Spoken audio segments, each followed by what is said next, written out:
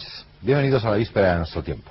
El tema de hoy es el anarquismo, tema que seguirá en una segunda emisión de este programa la próxima semana, porque nos parece que es suficientemente importante como para tratarlo en 2 sesiones, y aún así apenas quedará más que reducido a un simple boceto, y en todo caso merece la pena hablar un poco más de lo habitual sobre algo tan cercano, y yo diría que hasta tan nuestro, como es el tema del anarquismo. Si consultamos una enciclopedia, la Enciclopedia Universal, dice exactamente: el anarquismo es una escuela o teoría que se propone aniquilar el régimen social, político y económico, suprimiendo el Estado y colocando en su lugar la comunidad de individuos sin autoridad, sin religión, sin propiedad y sin familia. Quizás sea esto el anarquismo, quizás sea mucho más que esto, quizás no sea esto, quizás sea la bestia negra para círculos muy conservadores, quizás sea un movimiento con una tremenda carga de romanticismo, quizá venga más atrás en la historia de lo que podríamos pensar, quizás sea genuinamente español. Todo esto nos gustaría aclararlo a través de estas 2 emisiones que vamos a tener, y lo podremos hacer con la ayuda de nuestros invitados, porque son personas que por un lado lo han vivido, han militado, y por otro lo han estudiado con todo detenimiento. Vamos a presentárselos. Doña Federica Montseny, pues es un trozo de historia de España vivo, afortunadamente. Es toda una figura del anarquismo. Si le hemos preguntado su profesión a efectos de esta breve tarjeta de presentación, nos dijo periodista, nos dijo escritora y nos dijo per accident ministro. El profesor don José María Bricall es profesor de Economía Política en la Universidad de Palma de Mallorca. Don José Álvarez Junco es profesor de Movimientos Sociales en la Facultad de Ciencias Políticas de la Universidad de Madrid. Y don Josep Termes es profesor de Historia Contemporánea en la Universidad de Barcelona. Vamos, como es costumbre en este programa, a tratar de centrar el tema en imágenes, a tratar de introducirnos en él a través de un guión, de un breve guión, que nos puede servir de guía para el coloquio que luego viene a continuación. Hasta mediados del siglo XX, España ha sido un país escasa y desigualmente industrializado. No es de extrañar que las organizaciones obreras hayan sido tardías, radicalizadas ideológicamente y muy diversas según las zonas o regiones. Pero hay un fenómeno especialmente típico de la historia de nuestro movimiento obrero, que es su escisión en 2 grandes ramas, una socialista y otra anarquista. Durante los 70 años anteriores a 1939, en España se desarrolló el movimiento anarquista más amplio y persistente de la Europa contemporánea. A este fenómeno, a las características de su desarrollo y a sus posibles explicaciones, se dedica nuestro programa de hoy. Entre los antecedentes o raíces del movimiento obrero español pueden distinguirse 3 hechos significativos. 1. El primero, el desarrollo de organizaciones mutualistas entre el proletariado textil catalán, que ya desde los años 1830 luchaban por el reconocimiento del derecho de asociación y participaban en las intentonas políticas de los progresistas y republicanos. El punto culminante de este proceso fue la huelga general de 1855 en Barcelona. 2. En segundo lugar, las agitaciones agrarias, concentradas especialmente en Andalucía y en los años siguientes a la desamortización. En Sevilla en 1857, en Badajoz 2 años más tarde, o en Loja en 1861, se produjeron sublevaciones en las que a las consignas y objetivos democráticos republicanos se añadían ya reivindicaciones sociales como el reparto de tierras. 3. Por último, también se habían ido introduciendo en España las primeras teorías socialistas, conocidas habitualmente como utópicas. Entre los seguidores de Cabet pueden recordarse los hermanos Monturiol en Barcelona, y entre los fourieristas el núcleo de Joaquín Abreu en Cádiz, o más tarde el de Fernando Garrido en Madrid. En septiembre de 1868, la Revolución Liberal inició en España su fase decisiva, y con ella también el movimiento obrero tomaba carta de naturaleza, entrando en una vía similar a la de otros países europeos. En el Congreso celebrado en Barcelona en junio de 1870, un centenar de sociedades obreras se organizaron a nivel nacional con el nombre de Federación Regional Española, y se integraron en la Asociación Internacional de los Trabajadores, creada en Londres 6 años antes. La organización obrera llegó a desempeñar un papel importante en el sexenio revolucionario, logrando alcanzar varias decenas de miles de afiliados y protagonizando un cierto número de huelgas. Pero con el reflujo de la oleada revolucionaria tras el fracaso de la insurrección cantonalista de 1873, la Federación Regional Española entró en un período de clandestinidad y fuerte disminución del número de sus afiliados. Ya desde aquella primera etapa, el movimiento obrero español se fue caracterizando como anarquista. En la polémica que desgarró a la Primera Internacional entre los partidarios de Marx, llamados autoritarios, y los seguidores de Bakunin, los españoles se pronunciaron por abrumadora mayoría en favor de estos últimos, que habían penetrado en nuestro país antes que los marxistas y realizado un trabajo de organización más intenso desde la llegada del italiano Giuseppe Fanelli, enviado de Bakunin, en los primeros días de la Revolución del 68. Las primeras divergencias entre marxistas y bakunistas por aquel entonces eran el tipo de organización revolucionaria, más centralizada y disciplinada en los primeros, y más espontánea entre los segundos. La participación en la política parlamentaria defendida por los marxistas y rechazada por los anarquistas, y la cuestión teórica de si habría de crearse un Estado o dictadura del proletariado tras la revolución, o si toda autoridad debería ser abolida. En 1881, la organización anarquista vivió un efímero resurgimiento legal bajo el nombre de Federación de Trabajadores de la Región Española. Esta organización, aunque no ocultaba sus objetivos, pues sus lemas eran anarquía, federación y colectivismo, declaró también su intención de actuar dentro de la legalidad y su renuncia a la utilización de medios violentos. Durante 2 años, la nueva Federación de Trabajadores se expandió de manera espectacular hasta alcanzar los casi 60.000 afiliados, principalmente en Cataluña y Andalucía. Pero la llamada conspiración de la Mano Negra cegó bruscamente este proceso. Fueron aquellos unos crímenes cometidos entre Arcos y Jerez de la Frontera, cuya autoría nunca ha llegado a estar satisfactoriamente aclarada por los historiadores, pero que sirvieron para conectar a la Federación de Trabajadores con una supuesta red terrorista y para justificar así la represión que se desencadenó sobre ella. Cientos de detenciones y media docena de ejecuciones sirvieron para agostar la vida de aquella organización. A partir de entonces y hasta el fin de siglo, el movimiento recaería en la dispersión y la clandestinidad. Este fue, además, el período de las bombas anarquistas, en que acciones terroristas desesperadas y violenta represión generalizada contra el movimiento se encadenarían en espiral terrible. Paulino Pallás atentó contra el general Martínez Campos y fue fusilado.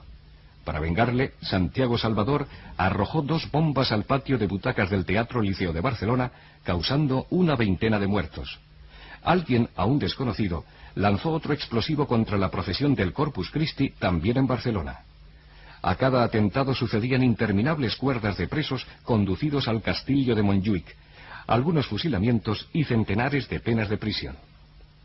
Para vengar las torturas a las que se dijo habían sido sometidos los prisioneros, y tras una amplia campaña internacional en la que sufrió un serio desprestigio el régimen español, el italiano Angiolillo, venido expresamente desde Londres, asesinó al presidente del gobierno, Cánovas.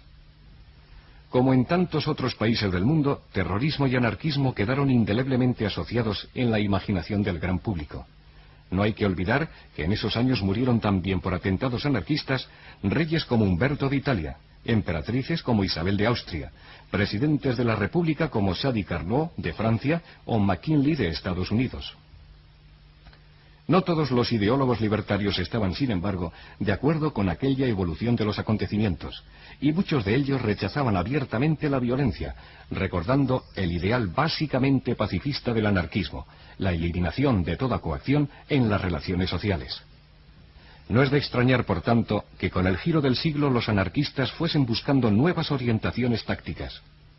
Por un lado se tendió a desarrollar más sus actividades culturales.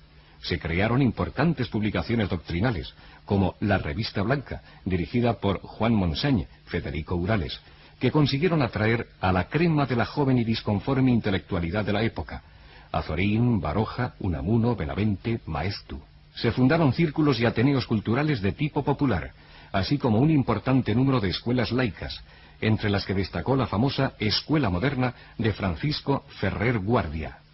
Se editó una ingente cantidad de libros y folletos, entre los que se exponían las teorías de Kropotkin, Bakunin, Malatesta, o las de los españoles Anselmo Lorenzo, Ricardo Mella, José Prat, Tarrida del Mármol.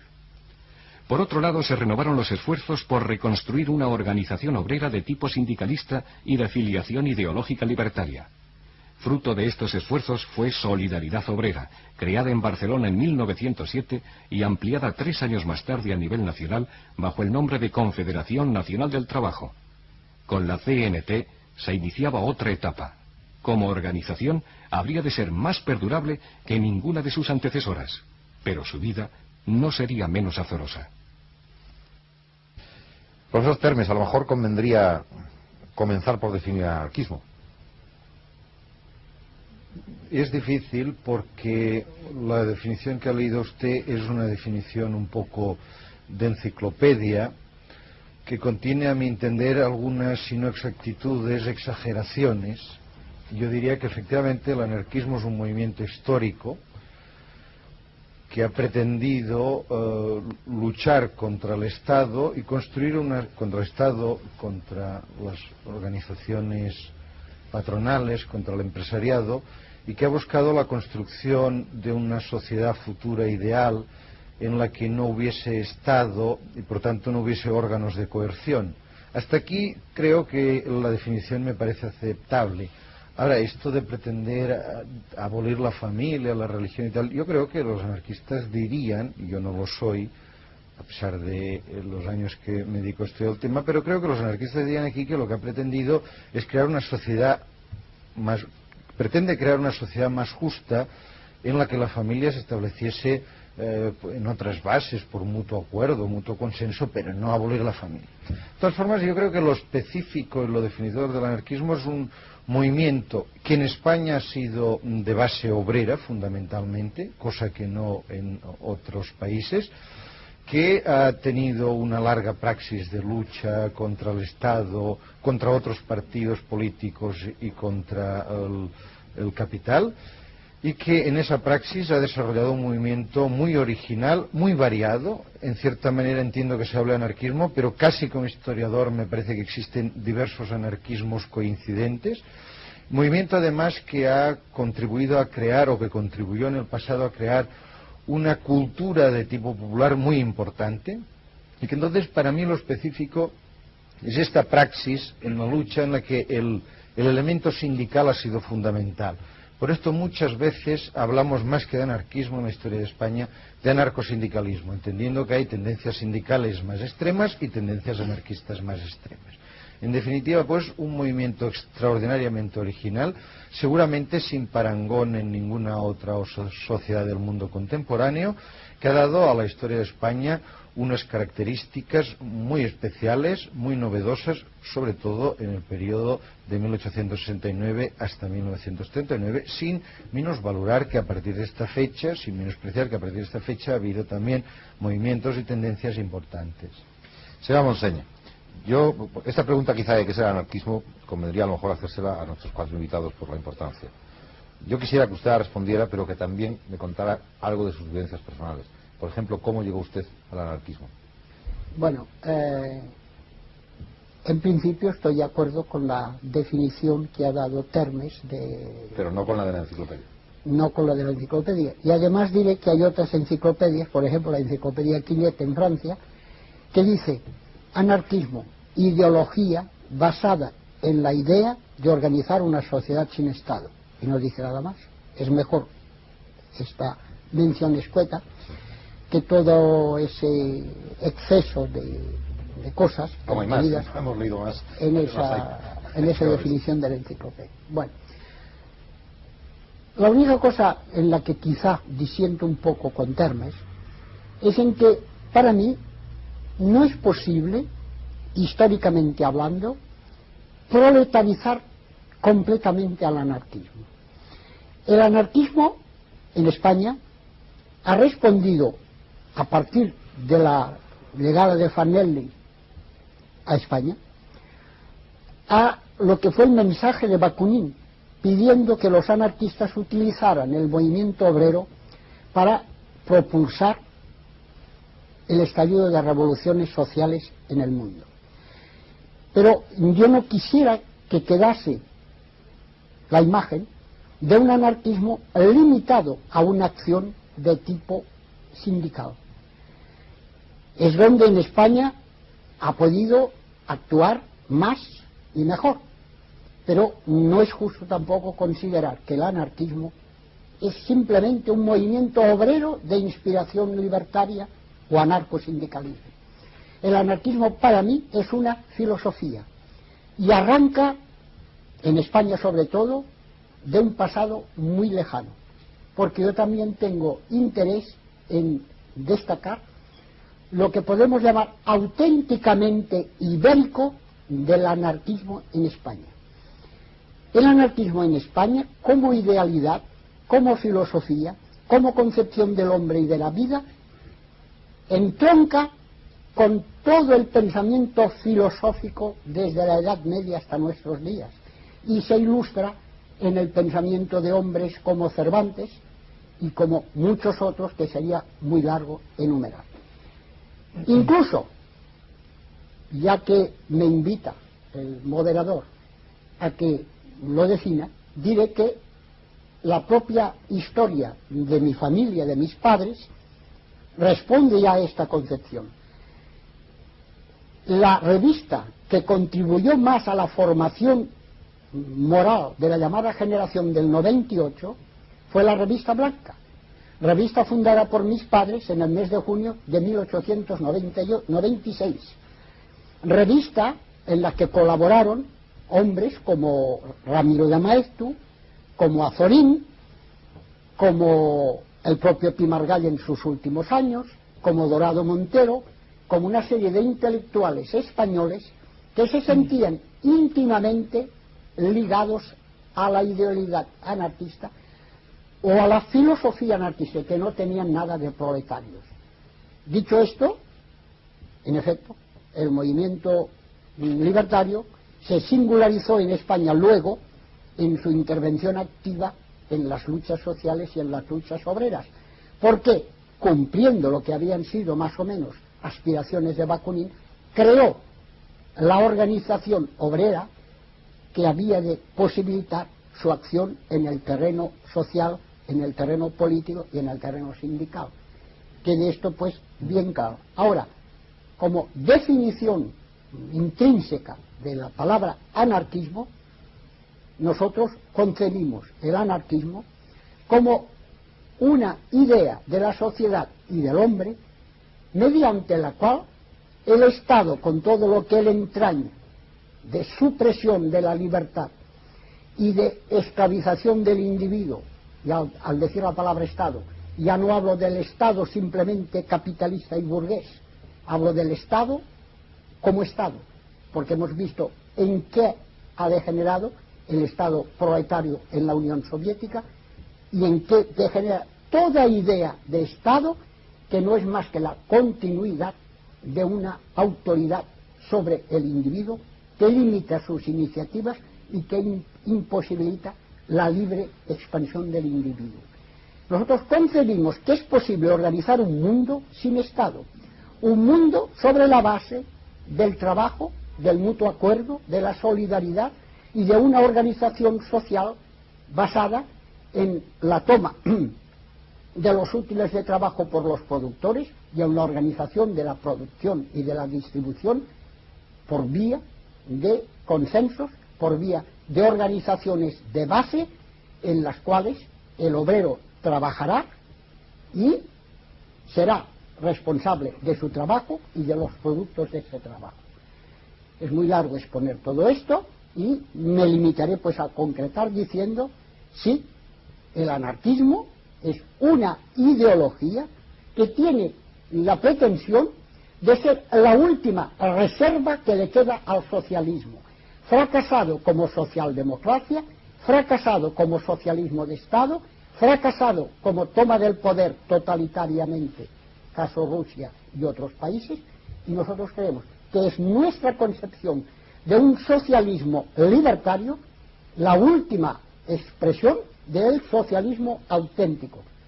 Cabe decir que nosotros durante muchos años nos hemos llamado y seguimos llamándonos socialistas ácratas o socialistas libertarios.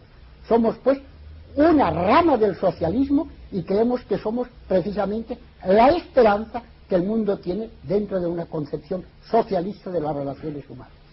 Profesor Ricard, ¿por qué no nos explica qué es anarquismo, por ejemplo, bajo el punto de vista de la economía política, que es la cátedra que usted detenta? Si le parece interesante. Sí, el tema me parece interesante. Es más, a mí se me ocurría algunas ideas en relación a lo que acaba de exponer Federica Montseny. Ella ha hecho una distinción que me parece que es interesante tomarla de nuevo. Una distinción entre la idea del anarquismo como una vieja idea, y más allá incluso de los propios movimientos proletarios o sindicales, y en segundo lugar el momento en que este anarquismo prende en estos movimientos. Me parece que la distinción me es útil y me es interesante porque, claro, los movimientos obreros que aparecen en el siglo XIX en España y en el siglo XX, y que hay en el siglo XX, son movimientos obreros nacidos en gran parte como consecuencia, por lo menos en Cataluña, que es el tema o el territorio en el que yo me he dedicado a estudiar, como consecuencia de la revolución industrial. En consecuencia aparece un hecho nuevo, que es la formación de las modernas sociedades industriales. Entonces mi problema, y quizás el problema del contenido económico del anarquismo en este tipo de sociedades, es hasta qué punto esta antigua o vieja teoría, no vieja en el sentido de anticuada, sino vieja en el sentido de su origen, esta vieja teoría, en el momento de prender en esta realidad, es susceptible de entender algunos de los mecanismos. Este para mí es mi problema. ¿Cuáles son los mecanismos que en todo caso debería entender? Para mí son fundamentalmente dos. El primero es el fenómeno de la acumulación de capital, es decir, la formación o la determinación de una parte de la producción para destinarla a la producción de bienes de producción y lo que ello supone. Esta es la primera cuestión. La segunda cuestión es su financiación y al mismo tiempo, vamos a decir, la demanda de inversión como es contemplada. Para mí estos son dos temas, dos cuestiones que me da la impresión de que el anarquismo en algunos momentos ha intentado tocar. Concretamente, creo que sería interesante hablar de algunos momentos en los cuales se ha intentado hacer una definición económica de la organización de la sociedad anarquista. Por ejemplo, lo del Congreso de Zaragoza de mayo del 36. Y al mismo tiempo creo que esto es interesante partir de aquí para entender algunas de las posiciones del anarcosindicalismo, acaso del anarcosindicalismo durante la Guerra Civil. Me refiero concretamente a lo que ocurrió, quizá habrá ocasión de plantearlo más adelante, en la conferencia, me parece que es la conferencia económica ampliada de enero del 38. Aquí hay algunas referencias que parece que en algunos aspectos no se corresponden con las ideas iniciales del Congreso de Zaragoza. Creo que todo este planteamiento, todas estas ideas, vienen, por un lado, de la existencia de esta vieja idea del anarquismo, de la sociedad ácrata, etcétera, etcétera, y en segundo lugar, la existencia de una sociedad industrial con unas leyes propias, si se quiere, que en algunos aspectos no sé si están totalmente captadas o por lo menos están reflejadas de una forma determinada por el anarcosindicalismo. Este es un tema que en todo caso habrá ocasión de plantear en el momento especial que por lo menos yo puedo conocer, que es el momento en que el anarquismo gobierna. Profesor de Junco, ¿qué sería el anarquismo en su opinión? Es sin duda una cuestión muy complicada. Lo que ha hecho Termes, con el que estoy desde luego completamente de acuerdo, es más bien una caracterización global y compleja del anarquismo, conectándolo con el movimiento obrero. Federica Montseny nos dice que es más bien una doctrina filosófica, y que en vez de definirse con arreglo a la definición inicial que usted nos ha dado del diccionario, deberíamos hablar de una doctrina que aspira a crear una sociedad sin Estado. Es difícil esto. Si aceptamos la definición del diccionario, nos encontramos con que el anarquismo quiere destruir la familia, la propiedad, etc. Entonces Proudhon, que quería mantener la familia, es más, quería mantenerla dentro de unos moldes bastante tradicionales, no era anarquista. Si decimos que quiere destruir la propiedad, el ideal de pequeños propietarios autónomos, que muchas veces hay en anarquistas, ¿no sería eso anarquismo? Si decimos que el anarquismo se caracteriza por querer crear una sociedad sin Estado, ¿es que el marxismo no quiere crear una sociedad sin Estado en último extremo también? Ya que la segunda fase del socialismo, después de la dictadura del proletariado, vendría el comunismo, que se caracteriza por no tener Estado. Es muy difícil definir el anarquismo. Yo quisiera introducir una dimensión política, a ver si con esto se aclara la cosa. como movimiento político, no tanto como movimiento obrero ni como doctrina filosófica, como movimiento político, mi opinión es que el anarquismo se ha distinguido de cualquier otro movimiento político contemporáneo por su antipoliticismo, su apoliticismo, como decían ellos, sería más exacto decir antipoliticismo, por su renuncia explícita a utilizar los medios parlamentarios, las elecciones, para reformar la sociedad burguesa capitalista. Fundamentalmente el anarquismo se ha caracterizado por la acción directa, y cuidado que acción directa no quiere decir violencia necesariamente.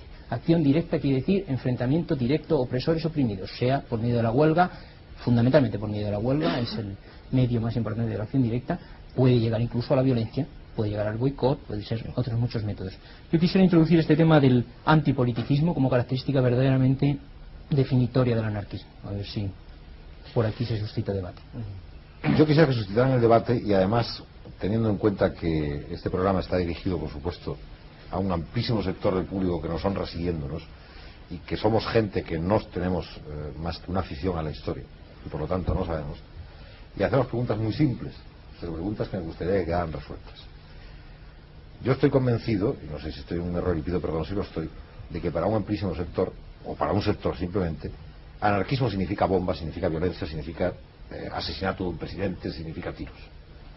Sin embargo, para otro sector, anarquismo significa a lo mejor Tolstoy. ¿Por qué tal disparidad de criterios para hablar del mismo tema? ¿Puedo hablar? Porque, Sí, para hablar del mismo tema. brevemente, yo creo que la intervención primera de Federica Montseny no discrepaba en lo esencial de lo que había dicho anteriormente, porque no niego que haya un interclasismo dentro del anarquismo. El anarquismo primariamente, y en eso creo que se diferencia de un cierto marxismo, no llama solo a la clase obrera ni al proletariado al cambio histórico social.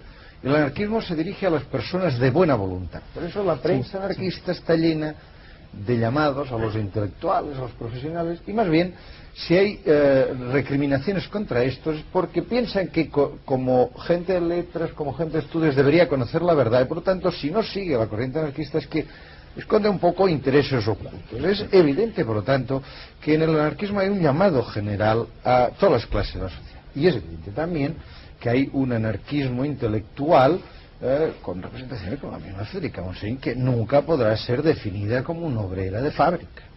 Procede un poco, en cierta manera, de las profesiones liberales. Esto existe. Ahora bien, esto no define al anarquismo español, porque estos núcleos se han producido también en Estados Unidos, en Suecia, en Gran Bretaña y tal, y en cambio no ha habido históricamente un movimiento poderoso de tipo anarquista. ¿Por qué lo ha habido en España? Porque por alguna razón histórica de estructuras políticas, económicas, incluso de estructuras mentales, y aquí conectaríamos el anarquismo con el federalismo, el anarquismo enraizó en un momento histórico con amplias masas de la población obrera.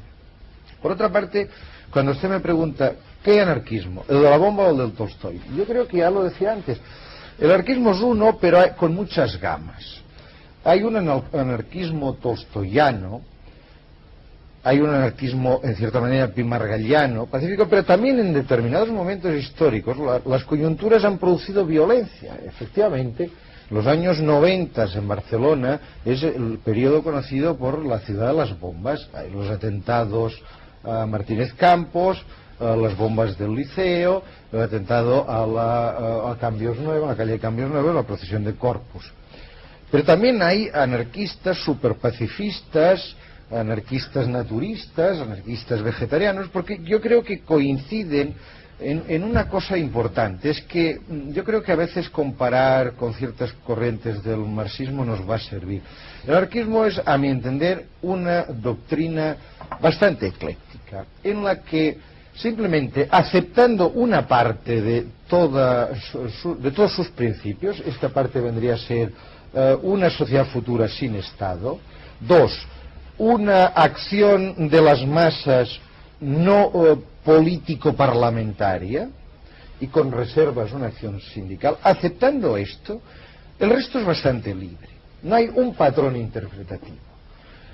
Y dos, el anarquismo va sumando a lo largo de su historia corrientes anteriores. Hay trabajos de investigación demostrando cómo el anarquismo suma, por ejemplo, toda la filosofía de las luces francesa. Así como el marxismo es mucho más escolástico, es que suma el anarquismo la filosofía de las luces, suma el cientifismo del siglo XIX, el darwinismo, el spencerismo, etc.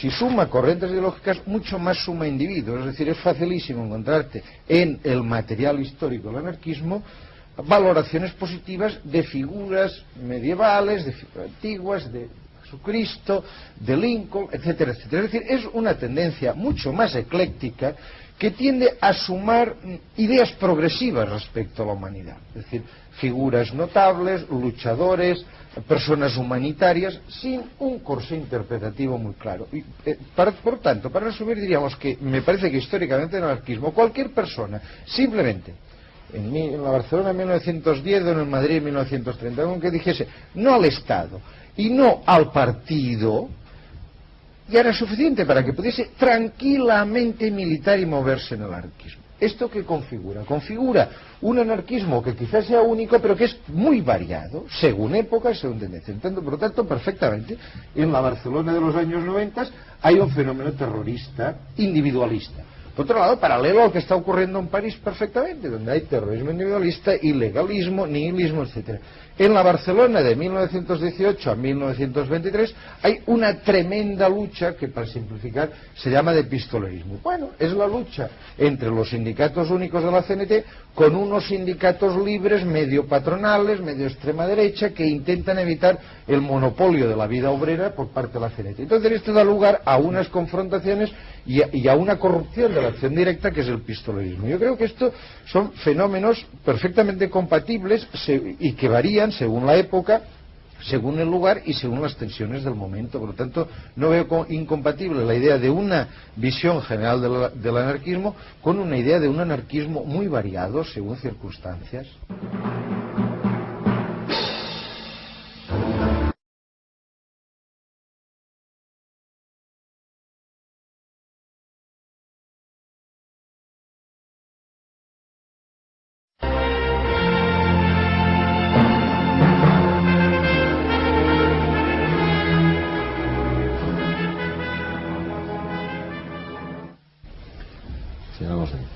En fin, la definición que ha dado Termes es muy objetiva y muy exacta. Yo quiero ahí agregar, sin embargo, un matiz. Y el matiz es que, contra lo que es idea generalizada y cuidadosamente alimentada por la prensa y por todos los elementos de todas las derechas, no ha practicado jamás lo que podemos llamar violencia gratuita. Aparte casos individuales, como fue el atentado de Pallars, lo de Martínez Campos, y no la bomba de cambios nuevos, porque la bomba de cambios nuevos está demostrado que fue un agente provocador pagado por la policía quien la arrojó y que murió en Buenos Aires. La bomba de cambios nuevos se arrojó de una manera deliberada para justificar la represión contra el anarquismo, que culminó en los martirios de Montjuïc, en el fusilamiento de los 5 más destrozados por las torturas, en la deportación a Inglaterra de todo un grupo de figuras relevantes del anarquismo, entre las cuales estaban Carrià del Mármol, y estaban mi padre, y estaba Anselmo Lorenzo, y estaba la florinata del movimiento intelectual y obrero de la época. Aparte, ese momento, siempre que los anarquistas han recurrido a la violencia, ha sido obedeciendo a actos de justicia. Yo no estoy de acuerdo con la violencia. Yo repudio el terrorismo sistemático, que es lo que ahora estamos viendo. Lo mismo en el País Vasco que con los palestinos y con los irlandeses. No obstante, yo no he condenado ni condenaré jamás la ejecución de Cánovas del Castillo por Angiolillo como respuesta a los crímenes cometidos en Montjuïc, incluso, a pesar de que quizá no lo merecía, la ejecución de Dato como respuesta a la represión de los generales Martínez Anido y Arregui en Barcelona. Las luchas que vivió el proletariado catalán del año 19 al año 23, luchas y represión inauguradas, cosa curiosa, por un general que se llamaba ya entonces Milans del Bosch, Todo eso respondía a un clima de terror creado precisamente por la patronal, personificada entonces por Félix Graupera, y por el gobierno central, el gobierno de Madrid, que había destacado verdaderos go-lighters, Regueral en Vizcaya, el conde de Salvatierra en Valencia, Anido y Arlegui en Barcelona, como respuesta a lo que era asesinato de nuestros compañeros, torturas y encarcelamientos, la acción del pistolerismo de los llamados sindicatos libres. Hubo la organización de una lucha armada y de una resistencia por parte de los elementos de la CNT y del anarquismo. Pero eso no ha sido nunca sistemático. El anarquismo es, por esencia, un movimiento no violento y pacifista. Ha habido, en efecto, hay los anarquistas tolstoyanos. Incluso hay hoy, en España y fuera de España, muchos anarquistas cristianos, porque, como decía Termes, dentro del anarquismo todo ha cabido. Todo hombre que repudia la opresión del Estado, todo hombre que aspira a una sociedad organizada sobre la base de la solidaridad y del mutuo acuerdo, se siente interpretado por el anarquismo. Por eso el anarquismo es tan rico, es tan variado, tiene tanta riqueza en hombres y incluso en concepciones ideológicas. Y aprovecho para recoger lo que acaba también de plantear el amigo Álvarez Junco. ¿Por qué nosotros nos hemos distinguido como apolíticos o antipolíticos? Porque hemos llegado a la conclusión de que por vía parlamentaria, por vía electoral, los pueblos no podrán llegar jamás a su emancipación, y aún menos los trabajadores. Hemos considerado que el Estado había creado, y lo estamos viendo en la propia España, las circunstancias favorables mediante las cuales el parlamentarismo y la práctica de una democracia circunscrita al derecho al voto entraña no el avance, sino el estancamiento de la sociedad. Es un compromiso entre las diversas fuerzas políticas y las diversas clases sociales dirigido a mantener un statu quo establecido, que es el statu quo que nos ha impuesto la sociedad capitalista y el medio en el cual estamos condenados a desenvolvernos. Nosotros hemos querido y queremos romper este medio, este círculo, y consideramos que no será jamás por medio de prácticas parlamentarias y por la acción política como ello lo conseguiremos. Por eso creemos en la acción directa. Acción directa, ¿qué quiere decir? Lucha directa contra el capitalismo y contra el Estado. Creemos en la posibilidad de los obreros actuando por medio de huelgas y de movimientos organizados. No creemos en la acción parlamentaria ni en la acción política.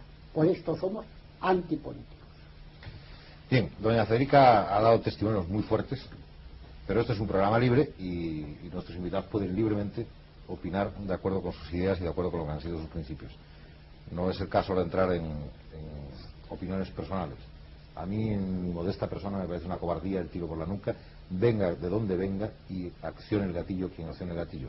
Pero esto es otro tema. Jamás hemos practicado el tiro por la nuca. Jamás. Es igual el tiro en la nuca que el ametrallamiento de una motocicleta, probablemente. El tiro seguido de una huida o el tiro tal, pero no es el tema. Que hable la historia, eso quizás sería importante. Por ejemplo, profesor. Bien, yo la historia la circunscribo en el periodo que he estudiado, que son los años estos del 36 al 39, y en Cataluña.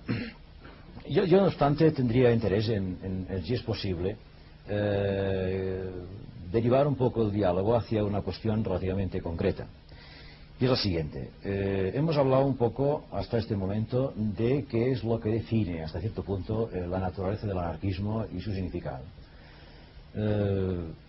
Termes ha hablado de las posibilidades o del campo relativamente amplio que hay en tanto se acepten dos principios básicos, como por ejemplo la idea de la lucha contra el Estado, etcétera, o no apuntarse en ningún partido, etcétera, y que a partir de aquí hay un campo relativamente amplio o ancho de acción posible.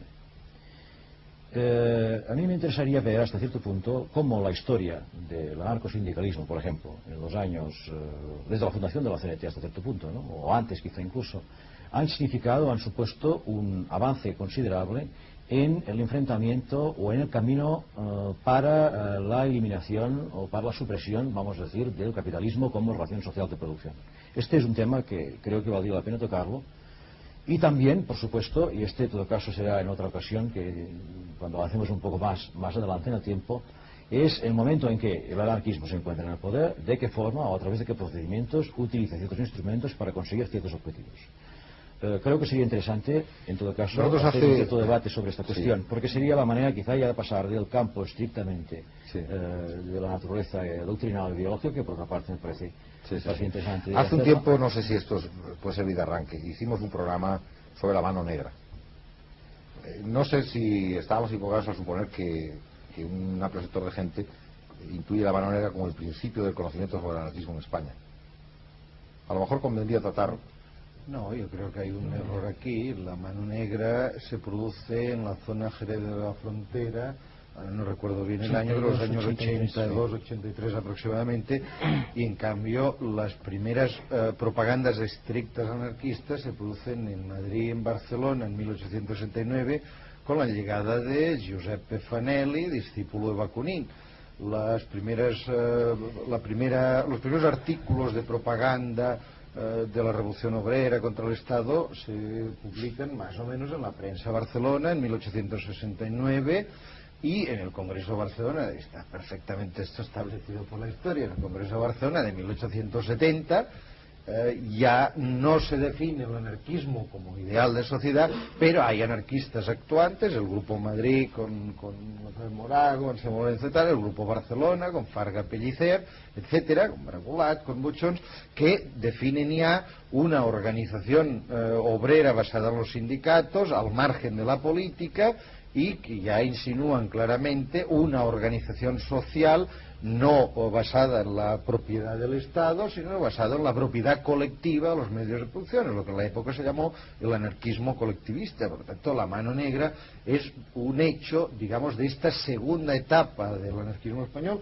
después de la primera, que es la Federación Regional Española, la Asociación Internacional de Trabajadores de 1800 en España, de 1869 a 1881, la segunda etapa, la de la Federación de Trabajadores de la Región Española, en la que hay unas tensiones ya muy claras, no entre Andalucía y Cataluña, pero sí entre núcleos anarcocomunistas que predominan en Andalucía y núcleos anarcocolectivistas que predominan entonces en Barcelona, que esa sería una historia compleja, la de definir las diferencias doctrinales y tácticas de estos dos movimientos, pero que esquematizando diríamos que el anarcocolectivismo, entonces más dominante en Cataluña, es de base sindical fundamentalmente, mientras el anarcocomunismo está apoyado en los grupos de afinidad y participa de la teoría de las represalias, es decir, de las represalias frente a los ataques de signo diferente. Y en ese complejo, y mediante unas oportunas provocaciones y descubrimiento de unos papeles locos, se acaba desintegrando el núcleo anarquista andaluz en aquel momento, pero tendrá otra continuidad. La toma Jerez de la Frontera en 1892 está en la misma línea, y que finalmente en Barcelona acabará predominando también el anarcocomunismo más kropotkiniano que bakuniniano, que serán los años del 90 al 97, que irán con esta radicalización, y en la que tendríamos que colocar aquí hechos importantes. Por ejemplo, el fracaso del 1 de mayo, no fracaso, es decir, la no receptividad por parte de la sociedad del Estado de las reivindicaciones obreras del 1 de mayo, que empiezan en 1890. El primer 1 de mayo en España, como en todo el mundo, es en 1 de mayo de 1890. Y esto me da pie a apuntar aquí que haríamos mal en interpretar el anarquismo solo como una doctrina, solo como una corriente general, y no ver su encarnación práctica, y sobre todo no ver el punto de partida. Porque podría dar la impresión que estamos hablando de un mundo en el que es exactamente igual que ahora, sin entrar en disquisiciones filosóficas, un mundo en el que la gente come carne, tiene unos seguros sociales, los obreros, las clases menesterosas, las clases subalternas, como las queramos llamar, tiene vacaciones, Yo he vivido todavía en un mundo, en la Barcelona posguerra, que los obreros cuando había vacaciones trabajaban también en la fábrica. No había escuelas, no había educación, el nivel de vida era bajísimo, los derechos de sindicación obrera prácticamente no existían, cualquier opinión crítica era considerada un delito enorme, las perspectivas de vida personal y social de los núcleos obreros eran mínimas, eran ridículas, había una situación de supeditación. Por lo tanto, tendríamos que situar un poco en el contexto de que este movimiento nace, como decía Bricall, en la etapa de industrialización, cuando prácticamente, de hecho, no existen derechos obreros y las condiciones de vida son miserables. Por lo tanto, deberíamos entender que entre unos movimientos y otros han contribuido, no voy a hablar ahora de los regímenes llamados socialistas, porque creo que los ha definido Federica Montseny bastante acertadamente, pero creo en cambio que la sociedad actual, comparada con la sociedad primera industrial de 1840 o la de 1910, en pleno reinado de Alfonso XIII, ha hecho en España, en todo el mundo, un cambio fundamental. Entonces, ¿cuál es uno de estos cambios? Uno de estos cambios es la dignidad obrera, el valor del trabajo, el derecho al trabajo, a la vida, a la seguridad, al derecho a la mejora de las condiciones materiales y morales de las personas. Entonces, este cambio lo hubiesen hecho las instituciones de gobierno en España, en Gran Bretaña, en Francia, en Estados Unidos, en Suecia, si no hubiese habido una presión de los supeditados. Yo creo que históricamente hay que decir que no hubiese ocurrido. Es decir, pensar que los poderosos de la tierra hubiesen cedido una parte de sus privilegios si no hubiese habido una reacción, eso me parece que no se puede decir. Por tanto, miraría al anarquismo como una de las facetas en el que la opinión de los desposeídos ha podido manifestarse. Por lo tanto, haya triunfado o no, es evidente que ha contribuido a plantear unos problemas que han obligado a instituciones, clases, grupos a tomar en cuenta problemas. Si este cambio no ha sido insuficiente o no, es otro tema. La historia no va a acabar hoy, ni la historia como ciencia, ni la historia como futuro de la humanidad. Por lo tanto, todo está abierto de cara al futuro. Ahora bien, no seríamos justos si analizásemos desde el punto de vista conceptual, si estudiásemos solo el anarquismo, el anarcosindicalismo, el sindicalismo obrero, simplemente como una filosofía, una estrategia. Si no nos diésemos cuenta que detrás hay la aportación a la sociedad del valor trabajo y por tanto la dignidad al margen de los errores, múltiples errores que se cometieron en esta acción. Por ejemplo, yo también creo pues que el atentado personal es injusto y creo además que da mal resultado histórico político. La mano negra permite la represión, Jerez de la Frontera permite la represión, las bombas, y es cierto, la bomba de Campos Nuevos la tiró un francés que o era un confidente o era un loco que desapareció de España, sirvió para la represión. También la lucha sindical en Barcelona del periodo, la lucha sindical violenta del 19 al 23 sirvió a la represión. Por lo tanto, esto son circunstancias que se han producido, pero hay que valorar también lo que significa la aportación a la sociedad de una necesidad de mayor dignidad humana. Yo creo que el error puede estar en creerse que el anarquismo es único, es una única doctrina. En general, las doctrinas políticas no son únicas, sino que tienen muchas corrientes que evolucionan a lo largo de la historia, que funcionan según las circunstancias históricas les dejan funcionar, etcétera. Entonces, en la línea de lo que Termes ha dicho, habría que analizar el tema del terrorismo, por ejemplo, y otros temas también. Antes decía yo que el anarquismo, contradiciéndome un poco con lo que voy a decir ahora, que había como si hubiera un anarquismo único, que el anarquismo se caracterizaba por un antipoliticismo. Esto es notable desde el punto de vista ético, ya que es una perfecta coherencia entre los medios y los fines.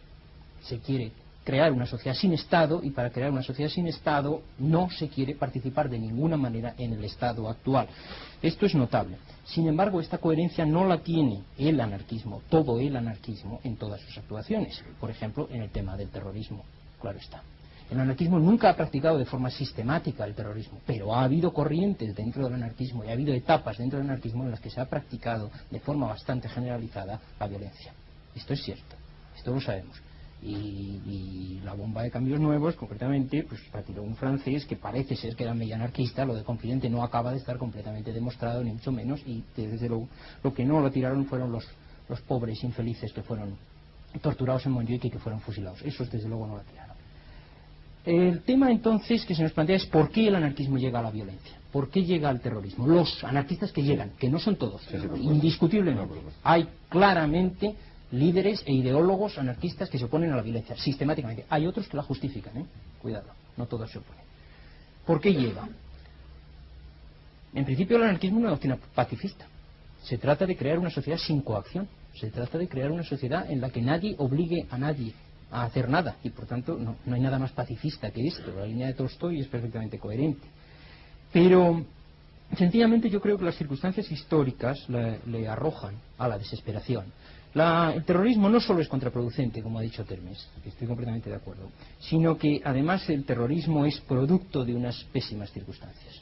El terrorismo aparece en España en un momento de decadencia del movimiento obrero. Si trazáramos una especie de curvas entre el número de afiliados y número de atentados, veríamos que son perfectamente inversas. La Federación de Trabajadores de la Región Española, la del año 81, la segunda etapa, que comienza con un éxito verdaderamente sensacional, en un par de años llega a tener 60.000 afiliados.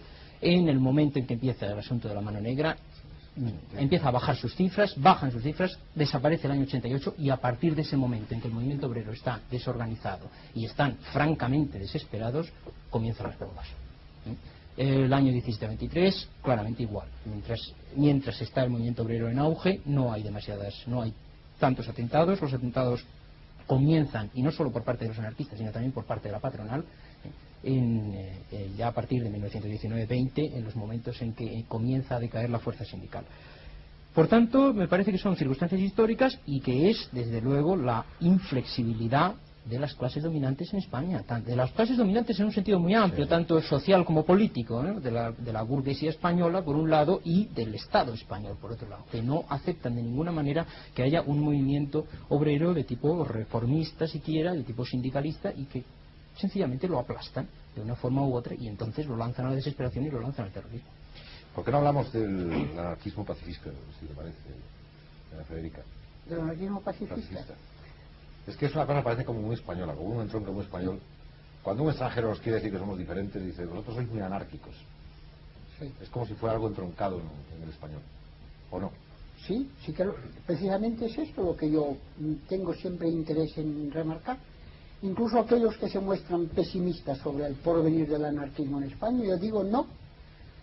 El español es por idiosincrasia anarquista. Hasta los reaccionarios son anarquistas por temperamento. Forma parte de nuestro temperamento. Por tanto, el anarquismo en España no puede declinar, porque está entroncado con nuestra manera de ser, con nuestra concepción de la vida, con ese porque sí y porque no, que forma parte de la manera de ser del español. Del pacifismo, naturalmente que todos somos pacifistas, todos deseamos organizar la vida a base de convencernos los unos a los otros, a base de la cultura. ¿Qué movimiento obrero y no obrero en España se ha preocupado tanto de la creación de una cultura obrera? Nosotros somos los que hemos organizado más escuelas racionalistas. La escuela moderna tiene un mártir, que es Ferrer Guardia, fusilado por haberla creado.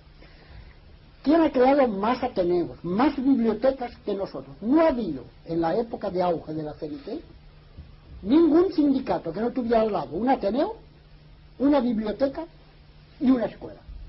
Es decir, que nuestra acción, lejos de ser violenta y revolucionaria, la mayoría del tiempo ha sido de tipo cultural, de tipo pacífico, de compenetración, de fraternidad, de atracción de la gente por medio de actos culturales, por medio de festivales, por medio de representaciones teatrales, todo lo que estimulaba el contacto, la simpatía, la fraternidad y sobre todo una preparación cultural. Esta es la obra principal y primordial del anarquismo en España. Recogiendo de paso algo de lo que ha dicho Álvarez Junco, yo soy de los que digo, en efecto, que Siempre que se recurre al terrorismo es cuando no se tiene bastante fuerza para manifestarse por medio de huelgas o de movimientos de masa. Y esto es válido no solamente para nosotros, es válido para todas las minorías que hoy, a través del mundo, recurren al terrorismo y a la violencia. Lo es para los palestinos, lo es para los irlandeses, lo es en todos los países del mundo. Recurren a la violencia los movimientos perseguidos y minoritarios, los que no tienen bastante fuerza para recurrir a la acción de masas. Y nosotros, si alguna vez hemos recurrido a ella o ha recurrido gente que se adjetivaba anarquista, ha sido en los periodos en que no hemos podido actuar a base de un movimiento obrero organizado por la acción sindical, por la acción social, por la acción cultural. Pero nosotros somos pacifistas siempre y en todos los momentos de nuestra vida y de nuestra acción. Creemos que precisamente los problemas del mundo hay que resolverlos por medio de la paz, por medio del acuerdo entre los hombres, jamás por medio del terror, de la violencia, de la opresión, de la dictadura. Es por eso que somos contrarios a todos los regímenes totalitarios, a todas las exacerbaciones del principio de autoridad que llevan primero a la violencia del Estado y luego, como réplica desesperada, a la violencia de las minorías oprimidas. Es el caso de la Argentina, es el caso de Uruguay, es el caso de Chile, que de particular tendrá que allí se recurra a la violencia, si no hay forma de manifestarse pacíficamente. No quisiéramos entrar en ese punto, para no escaparnos. Profesor. Sí, no, en fin, concluyendo. No sé si se ha terminado, pero Lo que yo quiero decir es que pacifistas lo somos nosotros por antonomasia. Y creemos que es por medios pacíficos y sobre todo defendiendo la paz en todo el mundo como podemos avanzar. Sí, para mí la cuestión que me interesaría que pudiésemos plantear es en todo el punto de vista, en todo el panorama de la exposición de las ideas anarquistas, hay una, no obstante, que, bueno, quizá profesionalmente me interesa, que es el aspecto, vamos a decir, económico. Y voy a concretarlo un poco más. El anarquismo en el siglo XIX y en el siglo XX, en España en particular, pretende reformar la sociedad capitalista que están haciendo. Me refiero concretamente a Cataluña, por ejemplo. Reformar o cambiar. Este es un tema sobre el cual no voy a entrar en estos momentos, porque supongo que lo sabéis mejor vosotros que no yo, pero lo pretende. Bien, el problema es cómo, es decir, cuál es el camino intermedio para instaurar otra sociedad y después cómo se organiza la nueva sociedad. Este es un tema para mí de un cierto interés. En relación con este tema, yo creo que vale la pena enunciarlo, en primer lugar, porque está aquí Federica Montseny. Y el Congreso de Zaragoza, ella participó. Y en el Congreso de Zaragoza hay el intento de una organización, vamos a decir, anarquista de la sociedad. Creo que sería interesante plantear este tema, que me parece que son los dueños de interés. del espacio. Una segunda cuestión que querría suscitar aquí es no solamente el tema ya de la organización concreta que se pretende en mayo del 36, sino también plantear otra cuestión, que es, hasta cierto punto, digamos, lo que he querido decir en mi primera intervención, es la ruptura entre el anarquismo como un cierto ideal de tipo social genérico y, en segundo lugar, la sociedad industrial naciente como consecuencia de la revolución industrial. Es evidente que en el caso del anarquismo no se da, me parece a mí, y si no, pues en todo caso lo discutimos, que para eso estamos aquí, no se da el tipo de relación que se da en el caso del marxismo entre Marx y la escuela clásica inglesa. En definitiva, de la escuela clásica inglesa, en particular de Ricardo, Marx obtiene una cierta interpretación de lo que pasa o de lo que es la economía naciente de la revolución industrial. Y hay un trabajo de Marx en el cual precisamente lo que él hace es combatir a Proudhon por el hecho de que no ha entendido todavía a Ricardo. Creo que este es un tema de un cierto interés también y sería interesante en caso de poderlo plantear. Es evidente que este es un tema que me toca a mí personalmente quizá. O sea, dos cuestiones. Primero, la forma concreta de organización de un cambio, y creo que la CNT se lo propone en particular cuando en Zaragoza se reúne, y creo que Federica Montseny en aquellos momentos, por lo menos he visto que Vicente se refiere a ella concretamente en el momento de redactar el programa. Y en segundo lugar, el tema estricto de lo que yo llamaría una cierta desvinculación entre el conocimiento de las leyes del capitalismo, que definitivamente intentaban hacer la escuela clásica inglesa y en particular Ricardo, y esta idea de instauración de una sociedad sin clases, vamos a decirlo así ahora, en la lucha de los siglos XIX y XX en España. Yo quería simplemente apostillar alguna cosa en la línea de la que ha hablado Bricall. Yo creo que el anarquismo no tiene pensamiento económico estricto. Simplemente leyendo durante miles de horas a lo largo de mi vida de trabajo folletos, libros, prensa obrera de tipo anarquista, incluso prensa intelectual, me parece que se podría resumir diciendo que el anarquismo en España ha tenido sobre todo una actitud ética de oposición a casi ni al capitalismo, al que posee. Sí. Tanto, en general, es una crítica sin contenidos concretos. Es decir, no hay una descripción de la situación detallada, los salarios, la acumulación de capital, los beneficios, la exportación, la importación. No hay, por tanto, mucho menos una política económica, sino que, en general, hay siempre un rechazo ético, rechazo moral, infinitamente superior a ningún tipo de análisis económico. Entonces, por debajo de esta primera idea, hay una visión un poco idealista de la sociedad, en el sentido de un cierto retorno a una comunidad de productores libres, con lo cual, quírase o no, acaba conectándose con una idea un poco agraria de la sociedad. No sé si Federica estará de acuerdo o no, pero me parece que muy claro que en los años 20 o 30, anteriores al Congreso de Zaragoza, hay bastante discusión en los medios anarquistas en torno a la aparición de industrialistas, de ideas industrialistas en el anarquismo, tipo Pierre Bernard, Cornelissen, que más bien acaban conectando entre gente anarcosindicalista de la línea los trentistas, para entendernos, y en cambio lo dominante entre el resto del anarquismo es una cierta mentalidad agraria y antiurbana, es decir, la ciudad como foco de corrupción y la ciudad como centro, como lugar de vida con malas condiciones sociales. Y por tanto, para cortar con todo esto, bastante claramente hay una idea de retorno a una propiedad agraria, a una independencia agraria, cosa que por otra parte nos conectaría con otra cosa que aquí no ha aparecido, que es el anarquismo agrario, cuya máxima fórmula, si no entiendo mal, es la tierra para el que la trabaja, mucho más que cualquier otra. No, evidentemente, la estratificación de la propiedad, sino un poco la tierra en manos del productor libre, que es una aspiración campesina general que conecta con ambientes, con movimientos como Rabas Aires, que tienen un poco de anarquistas. Por lo tanto, yo no quiero impugnar, simplemente introducir la idea de que no hay, en ese sentido no se puede comparar el anarquismo con el marxismo. En el marxismo hay un pensamiento económico, no sé si es hecho escolástico, ¿no? Lo dejo ahí, pero hay un pensamiento de análisis económico. Mientras que en el anarquismo hay una vivencia ética, sobre todo. Yo le pasaría así. No solamente es en relación al tema de rapidez. A mí me da la impresión de que esto es evidentemente un punto fundamental, lo que llamaríamos entre comillas el agrarismo.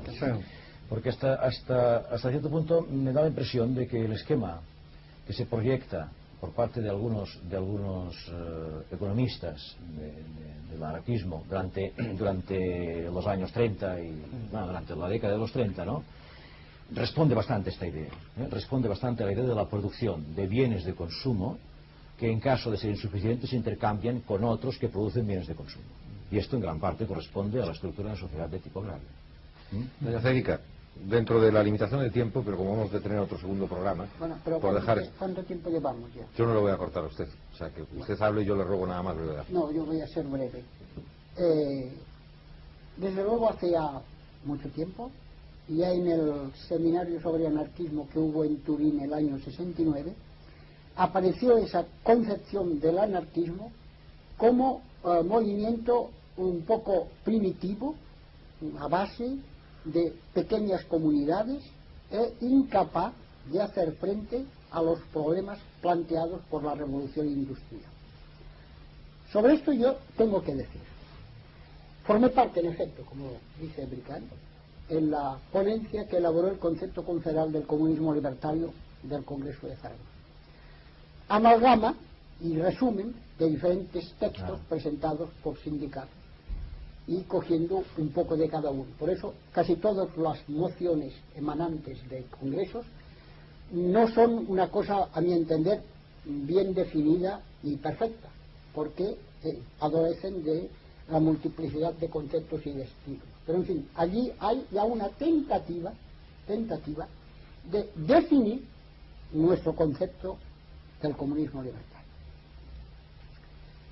Yo soy de los que creo que la sociedad, tal como la han configurado los últimos años de expansión del capitalismo, nosotros, en general todos los seres humanos, hemos de modificarla.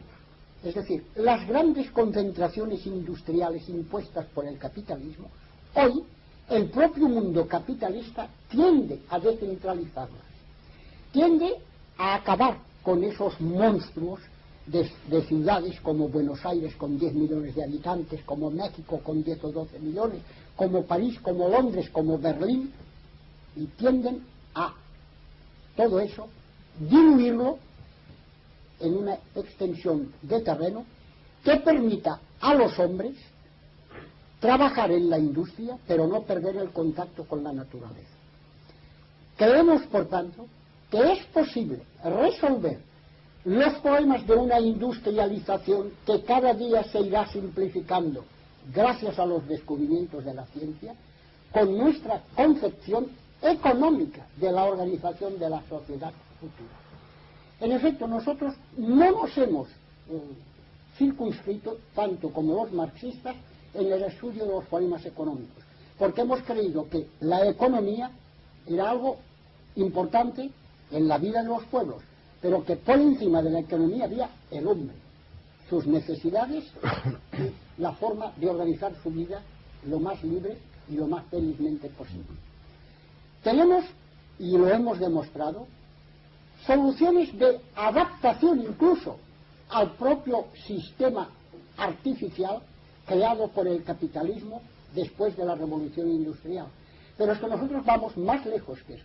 Creemos, y con nosotros lo creen hoy los ecologistas y muchos movimientos universales, que es posible acabar con las concentraciones industriales, con las ciudades monstruosas que son fuente de polución, y con la organización de una sociedad que no será ni industrial ni agraria, pero que procurará armonizar la salud y la libertad de los hombres dentro de un sistema armonioso que todo eso procure fraccionarlo por una parte, unificarlo por la otra y organizar la economía sobre bases humanas, no basada como está ahí sobre el simple principio del provecho y el simple principio de la explotación del obrero para el enriquecimiento de una clase.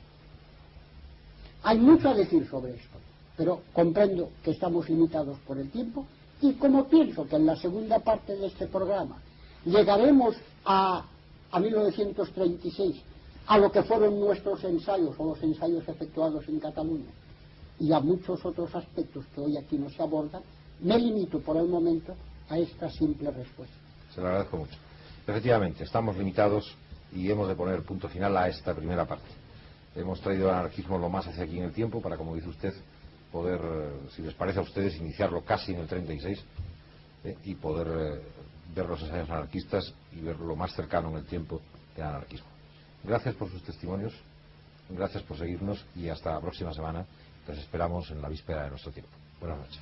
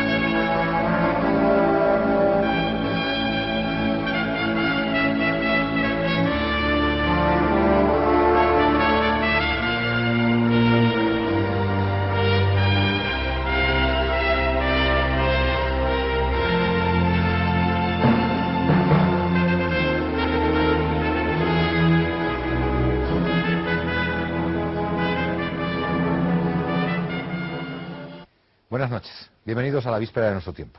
Este es el segundo programa, tal como les habíamos prometido la semana pasada, sobre el tema del anarquismo y, si lo concretamos más, sobre el tema del anarquismo español. Vamos a presentarles a nuestros ilustres invitados y, sin más que el breve preámbulo de un cine de introducción al tema, en esta segunda parte vamos a comenzar casi inmediatamente el coloquio. Les recordamos a nuestros invitados, 4 son los mismos que la semana pasada.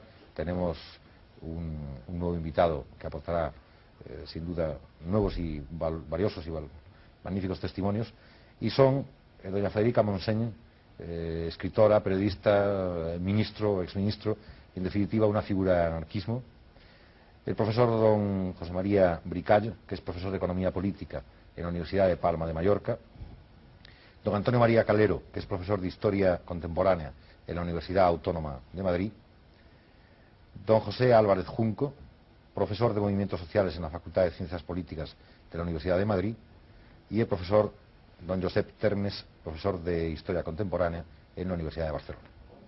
Veamos el cine y rápidamente pasamos al coloquio. Contra la tendencia general del resto del mundo, el comienzo del siglo XX es testigo en España de un resurgimiento del movimiento obrero de tendencia anarquista. En Barcelona, en 1907, nace Solidaridad Obrera, que se convierte 3 años después en la Confederación Nacional del Trabajo, CNT, central sindical que proclama su autonomía respecto de todos los partidos y objetivos políticos y que pretende, a la vez que la defensa de los intereses inmediatos de los trabajadores, la transformación revolucionaria de la sociedad capitalista y la sustitución de éste y del Estado por una federación de colectividades de producción autónomas. Desde sus primeros años de vida, la CNT se enfrenta con los poderes constituidos intentando llevar a cabo huelgas revolucionarias que acabaron en violencias. Como Cánovas 15 años antes, José Canalejas, presidente del gobierno, cae asesinado en 1912 como represalia por su militarización de los ferroviarios en huelga. De hecho, ya desde el intento de huelga general del año anterior, la CNT vivía en la clandestinidad, de la que no habría de salir hasta el comienzo de la Primera Guerra Mundial. Con el conflicto bélico se abre una etapa de expansión de las organizaciones obreras. Al amparo del boom económico que para la España neutral supone la guerra, tanto la CNT como la UGT organizan y ganan huelgas, ganancias muchas veces ficticias debido al fenómeno hasta entonces desconocido de la inflación galopante, y refuerzan y amplían las filas de sus militantes. Surge entonces una nueva generación de dirigentes anarcosindicalistas, como Joan Peiró, Ángel Pestaña, o sobre todos Salvador Seguí, el Noi del Sucre. Pero el final de la guerra acaba también con el efímero esplendor de la industria española. Para luchar contra el endurecimiento de las condiciones laborales, la poderosa CNT, que alcanza según sus propias cifras los 700.000 miembros en 1919, entabla una dura resistencia que culmina en la famosa huelga de la Canadiense, durante la cual Barcelona se queda sin suministros eléctricos ni servicios públicos. En el fragor del combate resurge la violencia. Es el pistolerismo, tanto patronal como sindical, que ciega, entre otras muchas vidas, la del Noi del Sucre y la de otro presidente del gobierno, Eduardo Dato. Entretanto, llegan a España las noticias de la Revolución Rusa, que despiertan entusiasmos y esperanzas entre los anarquistas, no menos que entre los socialistas, de ver hecho realidad por fin el sueño de una sociedad colectivizada, libre e igualitaria. En Andalucía, entre 1918 y 1920, se registra una oleada de huelgas y agitaciones sin precedentes, conocida como el Trienio Bolchevique. El período termina con el golpe de Estado del capitán general de Cataluña, Miguel Primo de Rivera. El vacío con que se encuentra el llamamiento a la huelga general lanzado por la CNT demuestra el agotamiento de esta organización debido a las intensas luchas de los años anteriores. Pero ha habido otra consecuencia de aquellas luchas. Durante los años del pistolerismo se han ido formando grupos de acción revolucionarios mucho más radicalizados que los sindicalistas Peiró o Pestaña, entre cuyos dirigentes destacan Durruti, los hermanos Ascaso o García Oliver. Estos grupos, en conjunción con doctrinarios anarquistas procedentes del mundo de la emigración española en Argentina, como Diego Abad de Santillán, fundan clandestinamente en 1927 la FAI, Federación Anarquista Ibérica, destinada a velar desde la sombra por el mantenimiento de la ortodoxia bakuninista en el difícil camino diario de la CNT, asediada por lo que consideran peligros de la política parlamentaria y del sindicalismo reformista. Tras el paréntesis primorriverista, la CNT sale de nuevo a la luz pública. La proclamación en 1931 de la Segunda República, que se declara de trabajadores de todas clases y que se propone un amplio proyecto de transformación de la sociedad española, obliga a los anarquistas a replantear sus tácticas y hace que estallen las disidencias. Por un lado, los llamados treintistas defienden una posición reformista y posibilista, llegando incluso a sentirse tentados por la acción política como Ángel Pestaña. Por otro, los revolucionarios o faístas se pronuncian por el enfrentamiento radical con una república cuyas reformas juzgan lentas o ineficaces para la clase obrera. Estos últimos son los que imponen su línea. Los anarquistas provocan así insurrecciones en el Valle del Llobregat en 1932 y en Casas Viejas, Aragón y Extremadura en 1933, contribuyendo seriamente a la erosión de la coalición republicano-socialista gobernante y a la tensión creciente que acompaña la corta vida de la Segunda República y que conduce a la Guerra Civil. La sublevación del 18 de julio de 1936 pone de nuevo a la CNT ante un dilema táctico: defender o no aquella república reformista y burguesa a la que ellos mismos han combatido. Su respuesta deja pocas dudas. Los anarquistas defienden a la república tanto con las armas en la mano como entrando formalmente en el gobierno de Largo Caballero. El 4 de noviembre de 1936 se anuncia la sensacional noticia, una de las más paradójicas de nuestra historia contemporánea. En el gobierno habrá 4 ministros anarquistas: García Oliver en la cartera de Justicia, Juan Peiró en Industria, Juan López en Comercio y Federica Montseny en Sanidad. A la vez que apoyan a la República, los anarquistas intentan forzar su marcha política hacia la revolución, con la implantación de colectivizaciones, fundamentalmente agrarias, en buena parte del territorio leal al gobierno.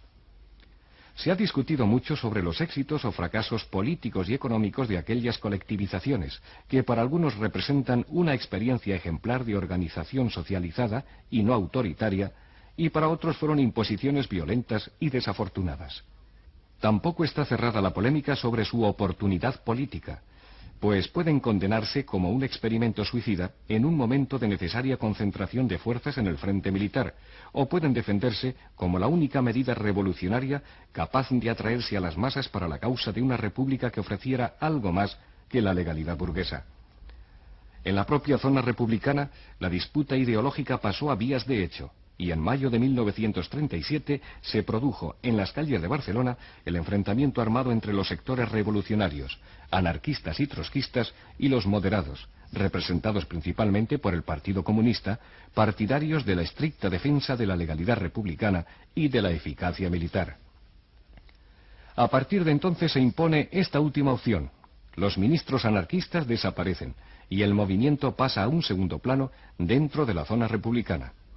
Vencida la República en 1939, para todos ellos habrían de seguir las mismas amarguras: la prisión, la muerte o, los más afortunados, el exilio.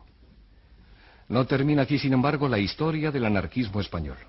Durante los años 40 y aún durante los 50 subsisten, especialmente en Cataluña, los maquis de filiación anarquista, como el famoso Quico Sabater, cada vez más aislados e impotentes.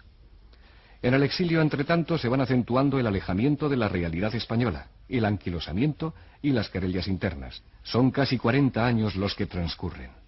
Y a la muerte de Franco, uno de tantos interrogantes es saber qué quedará en España del rescoldo anarquista. En efecto, con la transición política hacia la democracia, la CNT resurge a la legalidad. Pero las cosas han cambiado. No es una de las grandes fuerzas en el panorama sindical español. Subsisten las divisiones, algunas de ellas procedentes del difícil exilio. Permanece, sin embargo, el hecho singular de que España es uno de los pocos países del mundo en que sigue existiendo una organización obrera que se proclama anarcosindicalista. Profesor Álvarez Junco, de alguna manera la semana pasada nos quedamos un poco, y lo hacemos de recordatorio para los espectadores que no hayan seguido el programa anterior, nos quedamos un poco en el análisis histórico del anarquismo como fenómeno histórico, y sobre todo en la ética del anarquista. Quizá este fuera un buen principio, si le parece. Sí, yo efectivamente me quedé con ganas de decir algo respecto a este tema. Termes había apuntado que había en el anarquismo unos aspectos éticos muy importantes y en muchas ocasiones se ha hablado de esto. Gerald Brennan llegó a decir que el anarquismo era el protestantismo español, era la reforma protestante española. Creo que no podemos entender ni las actitudes políticas ni los proyectos económicos del anarquismo, a que la semana pasada nos pedía Brical que nos concretáramos un poquito, sin hacer referencia a estos deseos, llamémoslos así, redentoristas del anarquismo, este deseo de transformación radical de la sociedad. El anarquismo no puede consentir, los anarquistas no consienten que se hable de transformaciones leves, transformaciones pequeñas, progresivas, de reformismos en la sociedad, porque lo que quiere es abolir radicalmente el mal.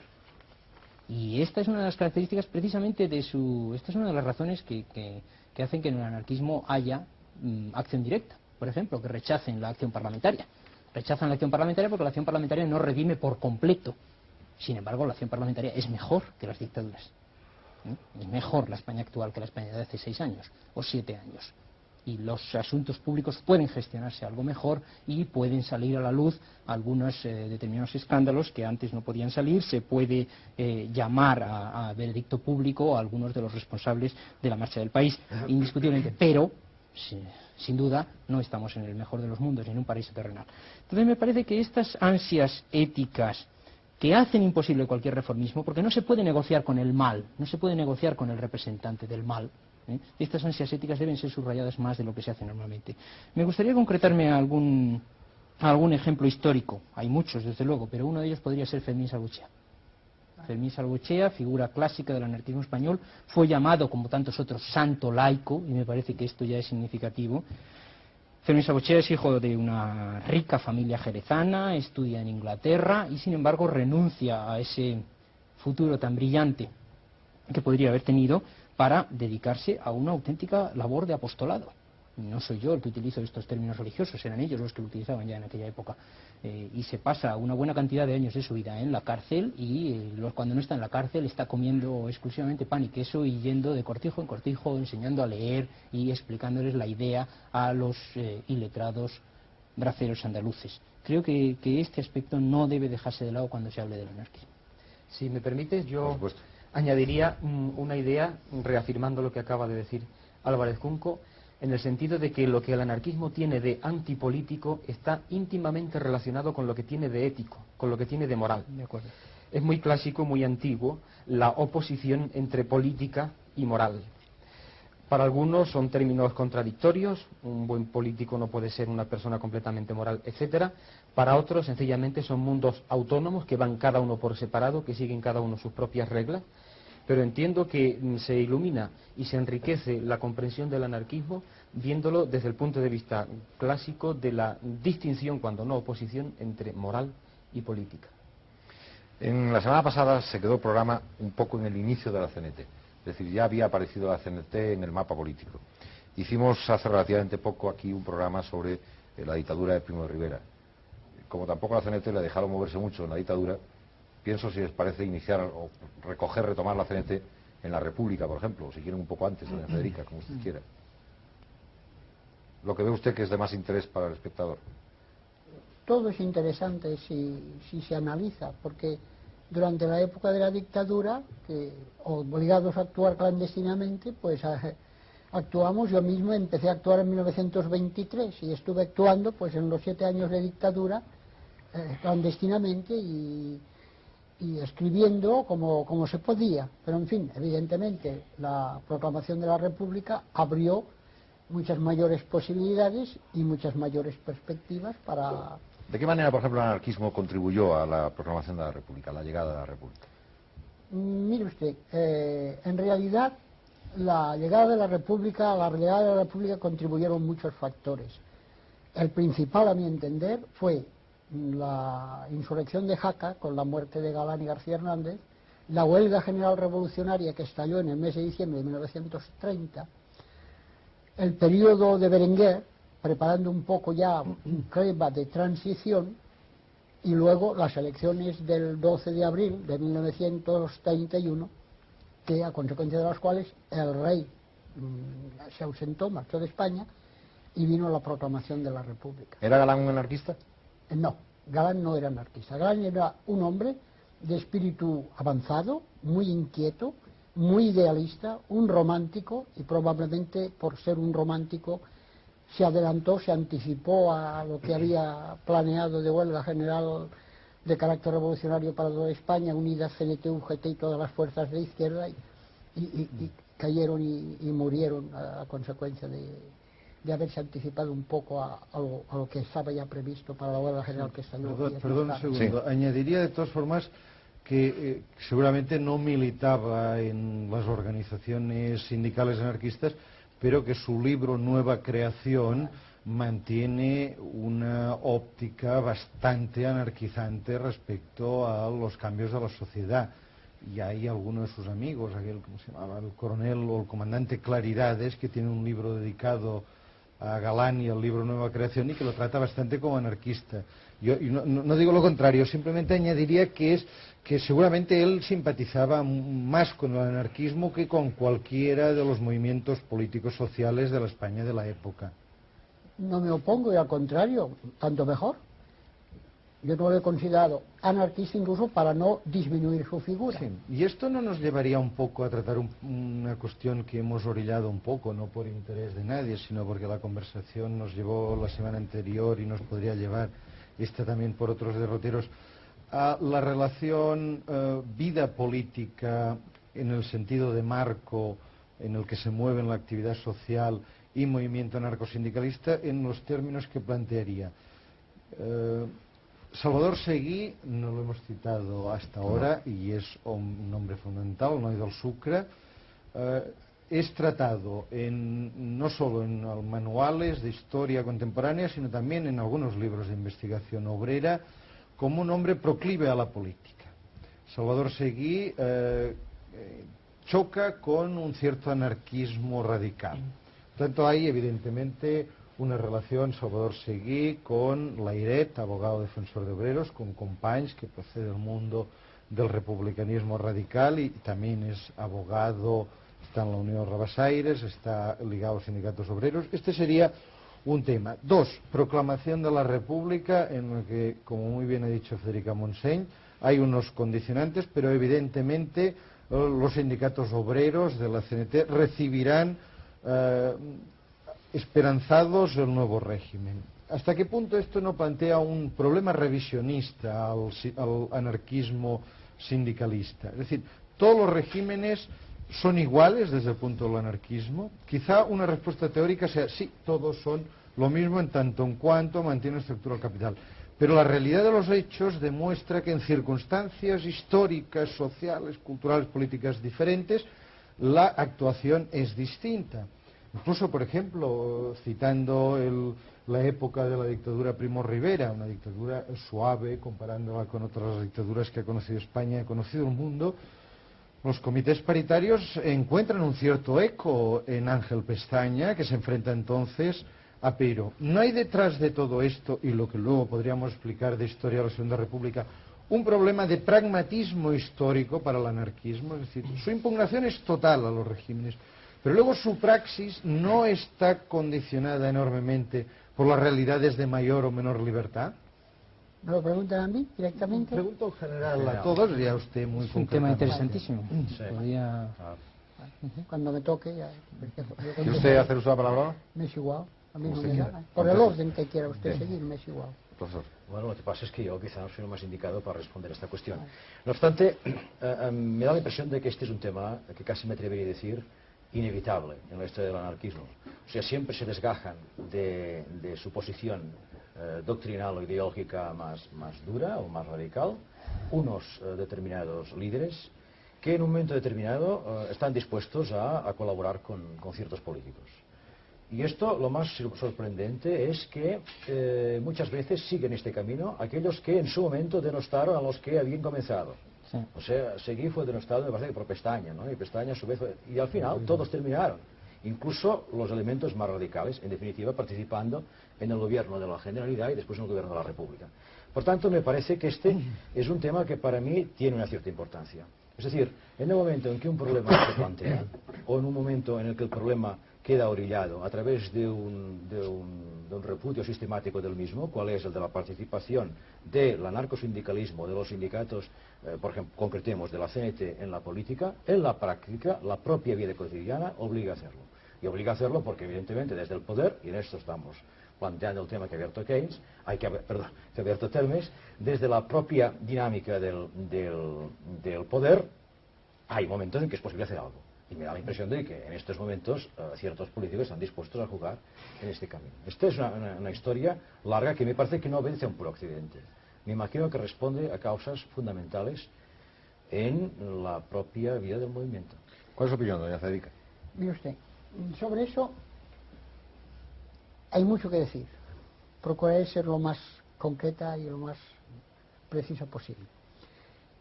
Quizá lo que ha distinguido al anarquismo y al anarcosindicalismo español de los otros movimientos es su sentido agudo de las realidades. Nosotros hemos mantenido una línea ideológica y táctica que ha sido siempre la misma. Repudio de la acción parlamentaria, repudio de la intervención en la política, mantenimiento de nuestras finalidades y de nuestros objetivos determinados por los acuerdos de los congresos. El último, antes de la proclamación de la República, había sido el de 1919, en que la CNT declaró que iba hacia el comunismo libertario. Ahora bien, lo que ha pasado es que en los momentos críticos en que ha sido necesario o tomar una posición negativa que hubiera contribuido a limitar las posibilidades de alcanzar un poco más de libertad, hemos tenido bastante inteligencia para, sin necesidad de vulnerar acuerdos ni de tomar otros, dejar un poco libre a la gente.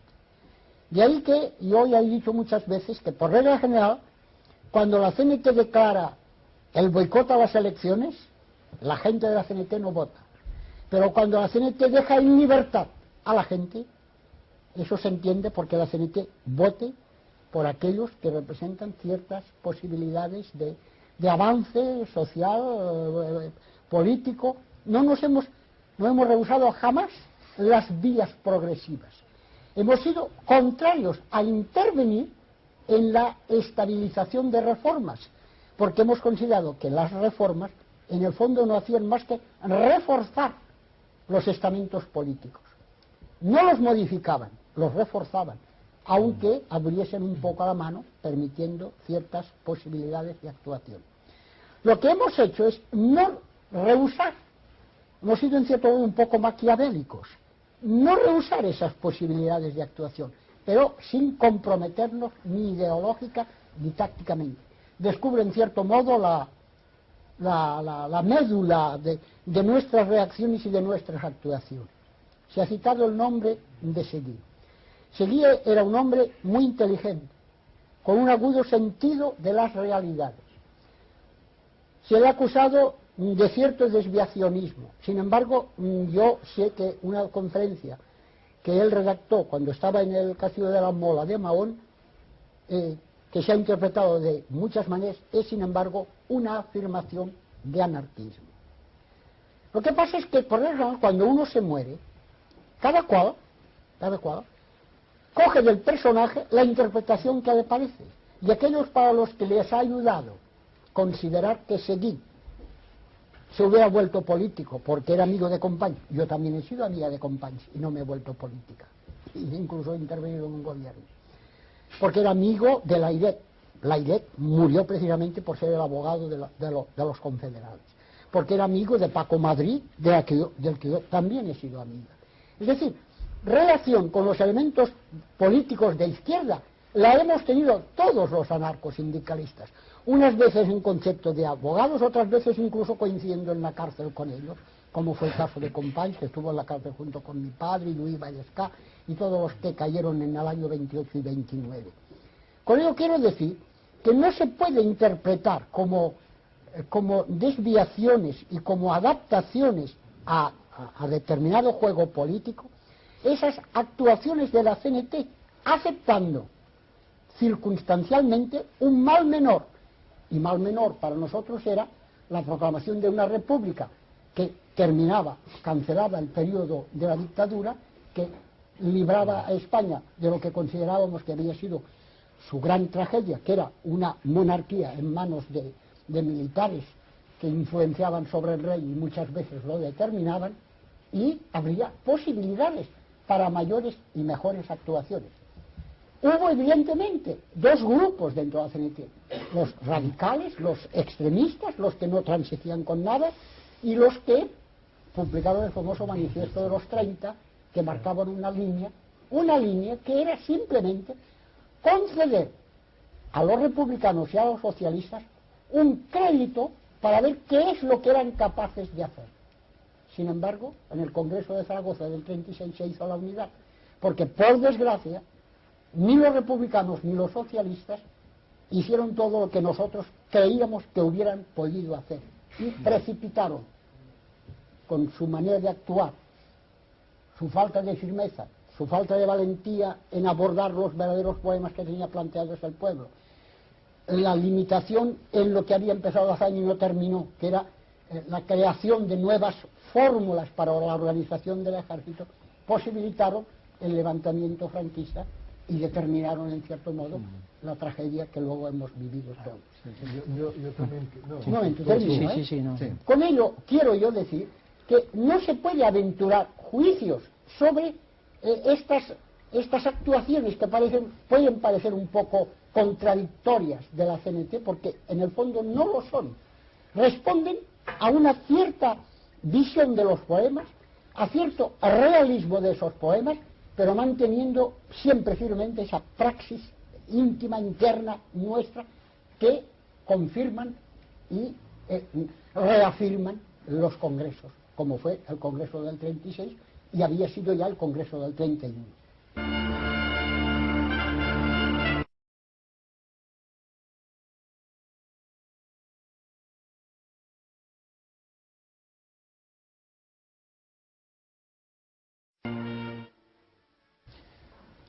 Claro, volvemos al tema de las múltiples corrientes dentro del anarquismo y de las múltiples fases dentro de la historia del anarquismo.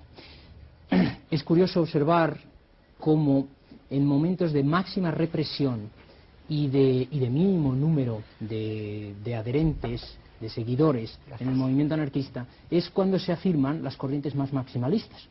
En la etapa ya de los años 1874-81 empiezan a surgir las utopías sobre las comunas libertarias, con el folleto de James Guillaume sobre la organización social. En los años 90, que son precisamente años de mucha desorganización, de muy poca fuerza del movimiento, y desde luego en los años de la dictadura de Primo de Rivera, en que surge precisamente la FAI. En los momentos en que la organización tiene menos fuerza es cuando surgen los grupos que pretenden la transformación más radical de la sociedad y que no quieren hacer distingos entre democracias y dictaduras. Todo lo que sean regímenes burgueses son igualmente detestables y rechazables. Cuando llega en cambio la República, la Segunda República, y un momento de mayor libertad, es cuando surgen los posibilistas dentro del anarquismo. Y cuando la Segunda República se ve en peligro, en 1936, ahí ya no hay ni posibilistas, ahí todo el anarquismo se bate el cobre para defender la Segunda República. Curiosamente, ese mismo régimen que ellos han denostado unos años antes, diciendo que es un régimen burgués y demás. O sea que el anarquismo evoluciona según las circunstancias y hay distintos grupos dentro de él. Y esto me permite sacar un segundo tema, que quizás sería interesante traer aquí hoy, que son las relaciones dentro de los distintos grupos, de las distintas tendencias dentro de la CNT-FAI. Concretamente, la FAI y su actuación dentro de la CNT.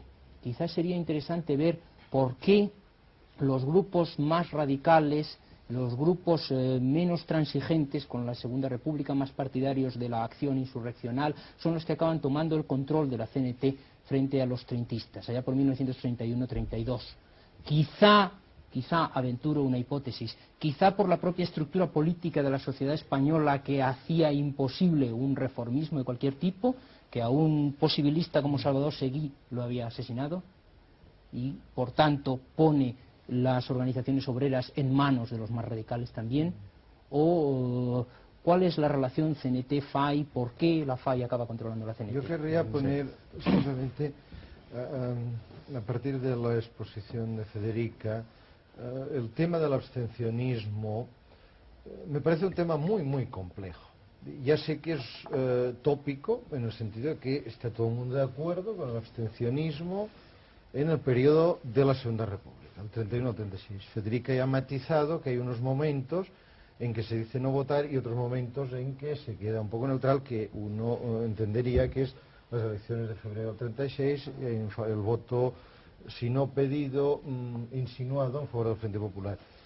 Pero yo pondría un matiz. Yo creo que efectivamente hay un momento durante la Segunda República en que la CNT más radicalizada habla del boicot, es decir, frente a las urnas la revolución social, es un eslogan de 1933. Pero todo eso es muy complejo, porque el análisis electoral no permite descubrir este abstencionismo. En la provincia de Barcelona, en la circunscripción de Barcelona, voy a hablar de memoria, pero creo no equivocarme, en las elecciones de 1933, las de la victoria en noviembre del 33 de la CEDA, las elecciones que dan pie a decir el abstencionismo anarquista como factor determinante, en la circunscripción de Barcelona, si no recuerdo mal, vota el 61% de la población. Pero en las de 1931, las elecciones a Cortes Constituyentes, ha votado un 62%. Es decir, que hay una diferencia entre unas elecciones en el ambiente de Cortes Constituyentes cuando aún no hay una gran campaña abstencionista y cuando hay campaña abstencionista, de una diferencia del 1%. Pero, diré más, en las elecciones del 12 de abril del 31, en la circunscripción de Barcelona, solo vota el